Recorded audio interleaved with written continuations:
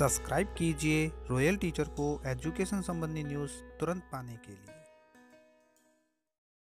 शाला दर्पण पर सत्र 2022-23 के लिए विद्यालय स्तरीय अर्थात स्थानीय स्तर परीक्षा के लिए अंक बढ़ने हेतु दिशा निर्देश हुए जारी, बनेगा होलिस्टिक रिपोर्ट कार्ड। जी हाँ साथियों, इस वक्त की बड़ी खबर की बात करें तो जैसा कि आप सभी जानते हैं कि अभी अप्रैल माह का माह चल रहा है। अप्रैल माह में रिजल्ट की तैयारी चलती है, वार्षिक परीक्षाएं होती है। तो सत्र 2022-23 के लिए जो वार्षिक परीक्षा का आधार पर या अर्धवार्षिक, वार्षिक, ऐसे 1 ऐसे 2 जो भी परख होते हैं लिए जाते हैं, उनके आधार पर जो बच्चों का रिजल्ट तैयार किया जाता है, तो उसके संबंध में नवीन दिशा निर्देश, नवीन गाइडलाइन जारी की गई है सत्र 2022-23 के लिए। ये गाइडलाइन क्या है, कैसे है, पूरी बात करेंगे आज के इस वीडियो में।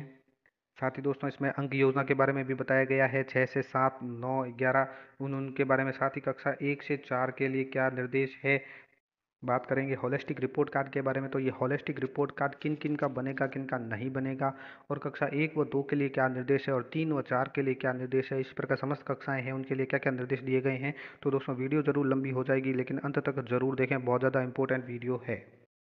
स्थानीय स्तर की जो परीक्षाएं आयोजित की जाती है स्कूलों में, तो उनके लिए शाला दर्पण पर जो परीक्षा के अंक फीड करने हैं, उनके संबंध में हम बात करेंगे कि अंकों के संबंध में आपको समस्त कॉलम की पूर्ति करनी है। ये अंक है वो शाला दर्पण पर चढ़ाए जाएंगे। किस प्रकार चढ़ाए जाएंगे, इसके लिए दोस्तों ऐसे 1 के लिए, ऐसे 2 के लिए, ऐसे 3 के लिए मैंने अलग वीडियो बना रखा है, तो आप वो वीडियो देखिए। मैंने कल ही जारी किया है ऐसे 3 के बारे में।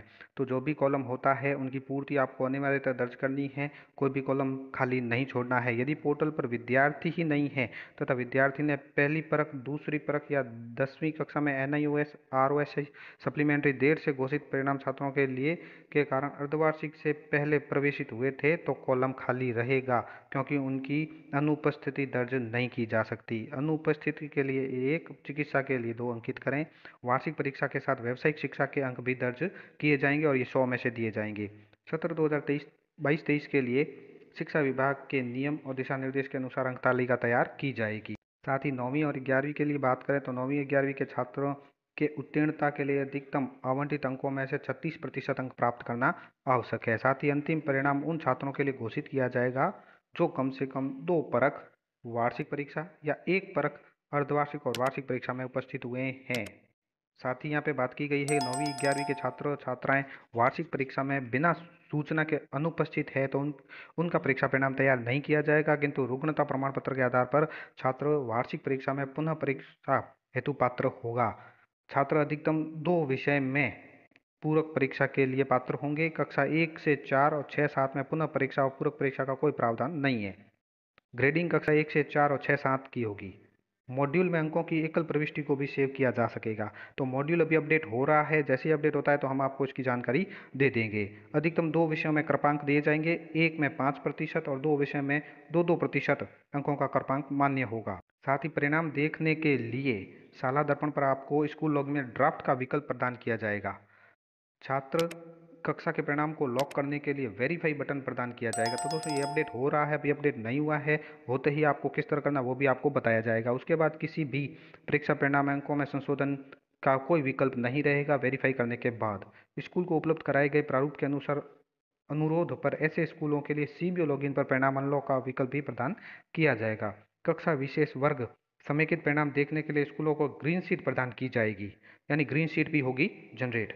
विभिन्न वर्गों में एक ही स्ट्रीम के मामले में उस स्ट्रीम में समेकित वरीयता सीट प्रदान की जाएगी।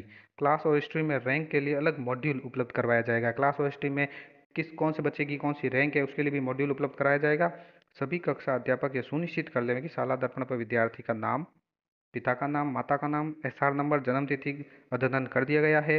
परीक्षा परिणाम वेरीफाई करने के पश्चात किसी प्रकार का बदलाव संभव नहीं होगा। अब बात कर लेते हैं रिजल्ट जनरेशन की, जो सत्र 2022-23 के लिए है।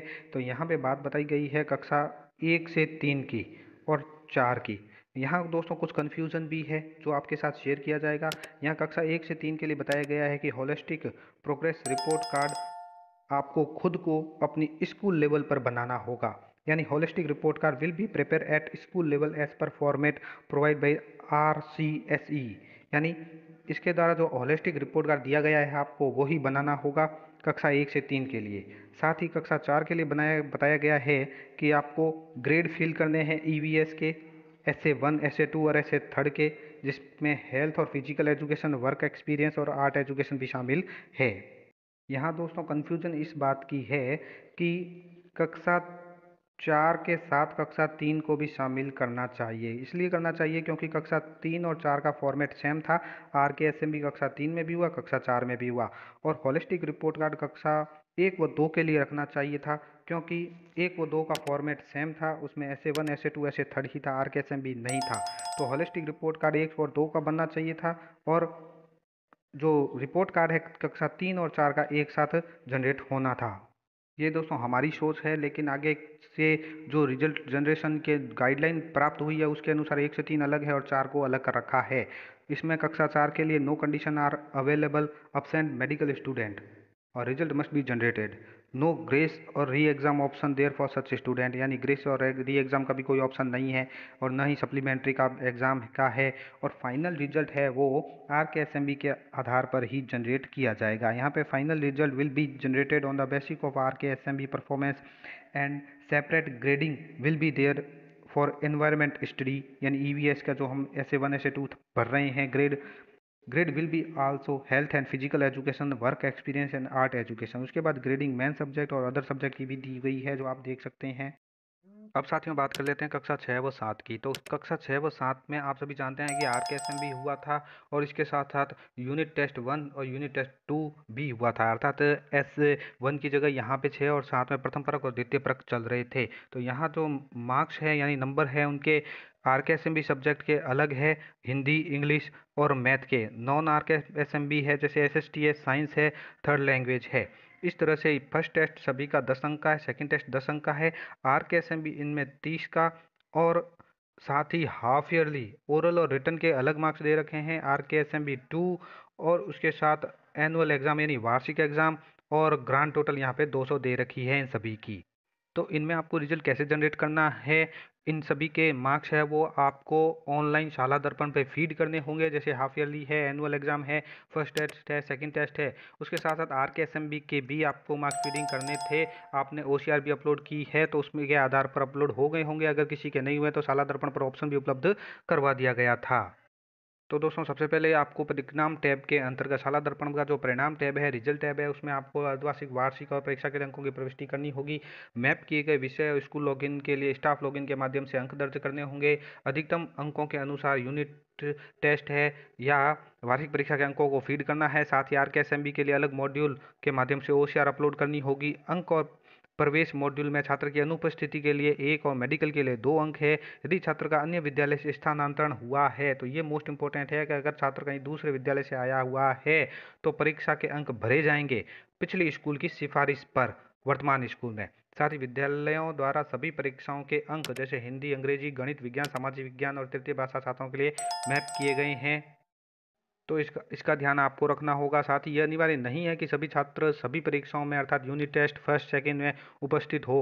RKSMB के साथ यूनिट टेस्ट थर्ड, अर्धवार्षिक और वार्षिक परीक्षा के लिए भी अगर उपस्थित हो सकता है, जैसा कि हमने वीडियो की शुरुआत में आपको बताया। साथ ही 36% से कम अंक प्राप्त करने वाले छात्रों को केवल पदोन्नति का विकल्प दिया जाएगा। ऐसे छात्रों के लिए कोई अनुग्रह पुनः परीक्षा का विकल्प नहीं है। साथ ही कक्षा 6 व 7 के लिए कोई पूरक और कंपार्टमेंट विकल्प भी नहीं है। RKSMB परीक्षा के प्रदर्शन के अनुसार तैयार किया जाएगा अंतिम परिणाम, यानी उसका जो फाइनल रिजल्ट है वो RKSMB और परीक्षा के आधार पर ही तैयार किया जाएगा। परीक्षा के आधार पर विषयवार समग्र ग्रेड भी ABCD उत्पन्न होंगे।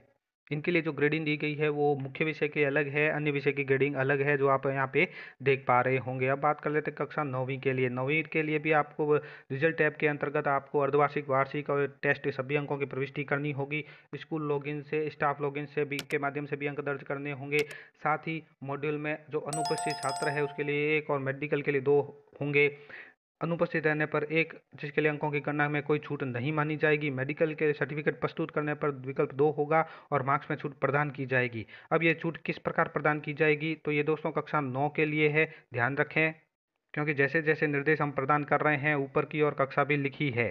इसमें उदाहरण के द्वारा ये समझाया गया है कि यदि उम्मीदवार यानी परीक्षार्थी अर्धवार्षिक परीक्षा जो 70 मार्क्स की है और सभी क्लास टेस्ट परीक्षाओं में उपस्थित हुए, फिर मार्क्स की गणना कैसे होगी, और गणना के लिए 200 अंकों में से है, लेकिन मानदंड के अनुसार मेडिकल सर्टिफिकेट प्रदान करेगा, फिर गणना कैसे तो मेडिकल के रूप में 130 अंकों का होगा, अर्धवार्षिक 70 अंक से चिन्हित किया जाएगा। यदि छात्र अन्य विद्यालय से स्थानांतरित हुए हैं तो पिछले स्कूल की सिफारिश पर वर्तमान स्कूल में अंक भरे जाएंगे। उम्मीदवार द्वारा प्राप्त अधिकतम अंक और विशेष योग्यता डी के साथ चिन्हित किया जाएगा, यानी डिटेक्शन भी लगाया जाएगा छात्र द्वारा जो प्राप्त किए गए अंक है उनके आधार पर। साथ ही कोई छात्र अगर मेडिकल लेके आता है तो मेडिकल के लिए री एग्जाम का प्रावधान भी यहाँ पे किया गया है, केवल वार्षिक परीक्षा के लिए। यदि छात्र विषय में 25% यानी 50 अंक लाता है 200 में से, न्यूनतम उत्तीर्णांक से कम है तो किन्हीं दो मुख्य विषय में 36% है तो वो पूर्व परीक्षा के लिए पात्र होगा। तो इसी के अनुसार उसको विषय अनुग्रह दोनों प्रदान किए जाएंगे। पूरक परीक्षा के बाद वास्तविक अंकों के साथ नई मार्कशीट तैयार की जाएगी। पूरक विषय और एसएमएस सुरक्षित है। अधिकतम 2 मुख्य विषय के लिए पूरक परीक्षा की अनुमति होगी। किसी मुख्य परीक्षा में 5% यानी 10 अंक तक छूट या 2-2% या 4-4 अंक की जो छूट है कि नहीं, दो मुख्य विषय में यदि गणना के अनुसार अधिकतम 200 है तो उनको छूट प्रदान की जा सकती है। जैसे यदि किसी छात्र का अंतिम परिणाम 200 में से है और उसको 62 अंक मिलते हैं तो वो 5% यानी 10 अंक कृपांक के लिए पात्र है। 36% पासिंग मार्क्स है, 200 में से 72, अगर वो 62 लाता है तो 10 अंक उसको कृपांक दे सकते हैं। इसी तरह दो विषयों के मामले में प्रत्येक विषय में कम से कम 34%, 200 में से 68 अंक प्राप्त करना चाहिए। यदि एक विषय में 35 है, 70 में से प्राप्त करना है और अन्य में 33% है तो 1% और 3% का कुल 4% अनुग्रह के लिए सानुग्रह दिया जा सकता है। यदि छात्र पहली या दूसरी परीक्षा में मेडिकल पेयर है, यानी एक कक्षा की परीक्षा और अर्धवार्षिक में, तो मार्क्स की गणना उसी के अनुसार अधिकतम अंकों में छूट के साथ की जाएगी। वह छात्र लेकिन उस विषयों में अनुग्रह के हकदार नहीं होंगे, अर्थात छात्रों को 36% अंक प्राप्त करना होगा जहां उसमें अनुग्रह के लिए पात्र नहीं होंगे। वार्षिक परीक्षा के विषयों के साथ व्यावसायिक विषय के अंक भरे जाएंगे, जिसमें वितरण के 30 अंक है, थ्योरी के पोर्टफोलियो के 20 अंक है, प्रैक्टिकल 50 अंक का होगा। छात्रों को इन सभी 3 प्रारूपों में अलग अलग 100 में से न्यूनतम 36% लाना अनिवार्य है तो ही वो उत्तीर्ण होगा। अनुपस्थित है, मेडिकल पर है तो वोकेशनल पेपर में फिर से उपस्थित होने का मौका भी दिया जाएगा। वोकेशनल सब्जेक्ट में ग्रेस का प्रावधान नहीं है। यदि छात्र सामाजिक विज्ञान की तुलना में व्यावसायिक विषय में अधिक अंक प्राप्त करता है या इसके विपरीत, तो जिस विषय में छात्र ने अधिक अंक प्राप्त किए हैं उस विषय के अंक फाइनल में गिने जाएंगे। गणना लेकिन छात्रों को सामाजिक विषय अध्ययन और व्यावसायिक दोनों में पास होना होगा। यदि छात्र ने, यहाँ उदाहरण द्वारा भी समझाया गया है कि छात्र ने व्यावसायिक, व्यापार, सौंदर्य और कल्याण, तो सामाजिक विज्ञान के अंकों को अंतिम मार्कशीट में जनरेट में शामिल किया जाएगा। अन्यथा अंक ब्यूटी एंड वेलनेस का अंक मार्कशीट में जनरेट के लिए गणना में शामिल किया जाएगा। विद्यार्थी सोशल साइंस और वोकेशनल दोनों में पास होना। साथ ही सप्लीमेंट्री एग्जाम अगर किसी का होता है तो सप्लीमेंट्री मार्क्स में ग्रेस का कोई प्रावधान नहीं है। इनमें न्यूनतम 36% प्राप्त करने होंगे। प्रदान किए गए जो भी मानदंड है उसके अनुसार अन्य विषयों की ग्रेडिंग होगी। विशेष कक्षा के लिए उत्पन्न परिणाम देखने के लिए स्कूल को आप ड्राफ्ट विकल्प भी प्रदान किया जाएगा जो स्कूल लॉगिन में उपलब्ध होगा। विशेष कक्षा छात्र के परिणाम को लॉक करने के लिए सत्यापित बटन यानी वेरीफाई बटन प्रदान किया जाएगा। उसके बाद किसी भी विषय परीक्षा में संशोधन का विकल्प नहीं होगा। अगर इसको संशोधन करना है तो सीबीओ लॉगिन पर अनलॉक की सुविधा रहेगी। विशेष कक्षा समेकित परिणाम देखने के विद्यार्थियों को एक्सेल सीट उपलब्ध करवाई जाएगी और कक्षा और स्ट्रीम में रैंक देखने के लिए अलग मॉड्यूल प्रदान किया जाएगा। अब बात कर लेते हैं कक्षा 11 के लिए। तो 11 के लिए दोस्तों वही सेम है कि आपको सबसे पहले तो परिणाम में यानी रिजल्ट टैब के अंतर्गत शाला दर्पण पर जो भी टेस्ट हुए हैं बच्चों के, अर्धवार्षिक है, वार्षिक है, उनके अंकों की प्रविष्टि करनी होगी। और परिणाम टैब में परिणाम रीसेट डाटा यानी 22-23 छात्रों को सिंक्रोनाइज रीसेट करने के लिए नहीं है, मार्क्स एंट्री के लिए दिखाया गया है। रिजल्ट रीसेट डाटा के बाद भी छात्रों को मार्क्स एंट्री के लिए नहीं दिखाया गया है तो जांचें कि छात्र के प्रपत्र 7 में वैकल्पिक विषय मैप किए हुए हैं या नहीं है। उनको जांचेंगे तो आपको विद्यार्थी शो कर देंगे। कुछ छात्र जिन्होंने व्यावसायिक विषय को मुख्य वैकल्पिक विषय के रूप में चुना है तो उस स्थिति में आप वैकल्पिक और जो विषय है उसको भरें, व्यावसायिक विषय को भी। वैकल्पिक को 1, वैकल्पिक 2, वैकल्पिक 4 प्रारूप में परिणाम करने के लिए वैकल्पिक 3 को खाली रखें। कक्षा 11 के लिए मैप किए गए विषय स्कूल लॉगिन के लिए स्टाफ लॉगिन के माध्यम से अंक दर्ज करने होंगे और वही अनुपस्थिति के लिए 1 और मेडिकल के लिए 2 रहेंगे। ये सभी निर्देश दोस्तों सभी के लिए सेम ही रहेंगे जो मैंने आपको अभी हाल ही में बताए हैं। इसमें मेडिकल के लिए वही रहेगा सिस्टम, 200 अंकों में से 130 के रूप में चिन्हित होगा, 70 अंक है वो अर्धवार्षिक रहेंगे। अगर स्थानांतरित हुआ है विद्यार्थी यानी कहीं दूसरे स्कूल से आया है तो पिछले स्कूल की सिफारिश पर वर्तमान में भी नंबर उसके भरे जाएंगे। जिन विद्यार्थियों ने अतिरिक्त विषय का विकल्प चुना है उन्हें वार्षिक परीक्षा में अंक बढ़ने होंगे। साथ ही अगर कोई छात्र चिकित्सा प्रमाण पत्र प्रस्तुत करता है तो लिखित परीक्षा में पुनः परीक्षा का प्रावधान किया गया है, वो केवल वार्षिक परीक्षा में ही होगा। अंतिम गणना के लिए छात्रों को थ्योरी और प्रैक्टिकल दोनों में अलग अलग उत्तीर्ण होना आवश्यक है। यदि छात्र एक विषय में 25% अंक प्राप्त करता है यानी 200 में से 50% न्यूनतम उत्तीर्ण कम में से भी कम है तो वह पूरक परीक्षा के लिए पात्र होगा। तो दोस्तों ये थे कुछ निर्देश जो मैंने शॉर्ट रूप में आपको बताए, और आप विभागीय आदेश और निर्देश को ही प्राथमिकता देवे। ये वीडियो सिर्फ आपकी हेल्प के लिए बनाया गया है क्योंकि निर्देश आदेश आते रहते हैं और लगातार आप रॉयल टीचर यूट्यूब चैनल को भी देखते रहें, एक्टिव रहें ताकि आपको नए निर्देश भी प्राप्त होते रहे। धन्यवाद साथियों, उम्मीद है ये वीडियो आपको पसंद आई होगी। वीडियो पसंद आए तो ज़रूर लाइक शेयर और सब्सक्राइब कीजिए। पास में आने वाले घंटी के बटन को जरूर दबाएं एजुकेशन संबंधी न्यूज़ तुरंत पाने के लिए।